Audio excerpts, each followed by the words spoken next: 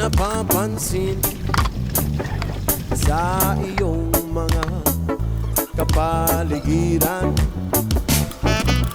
Kay dumi na ng hangin, pati na ang mga ilog natin. Hindi na masama ang pagpunta at malayong-layo na rin ang ating narating. Ngunit masdan mo ang tubig sa dagat, dati kulay asin, ngayon'y naging itim.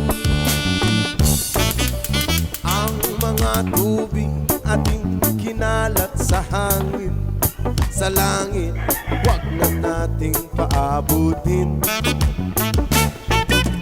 Upang kung tayo'y pumanaw man sa riwang hangin, sa langit natin matitikman. Mayroon lang akong hinihiling sa aking pagpanaw, sana ay tagulan. Gitara ko ay aking dadalhin upang sa ulat na lang tayo magkantahan. Ang mga bata ngayon lang isinilang, may hangin pa kaya matitikman. May mga puno pa kaya silang aakyatin, may mga ilog pa kayang lalamuyan. Bakit di natin pag-isipan ang nangyayari sa ating kapaligiran? Hindi na masama ang pagpunlan kung hindi nakakasira ng kalikasan.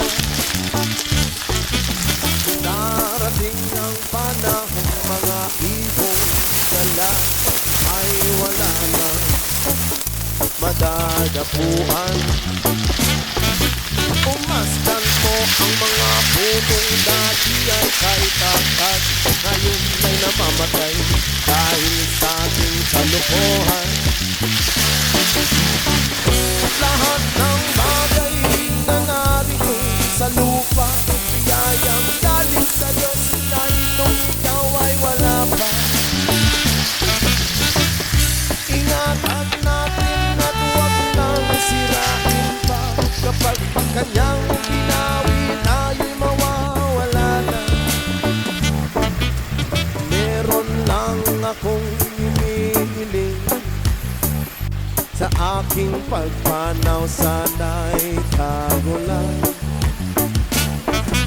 Gitara ko ay aking dadalhin upang sa ulap na lang tayo magkantahan.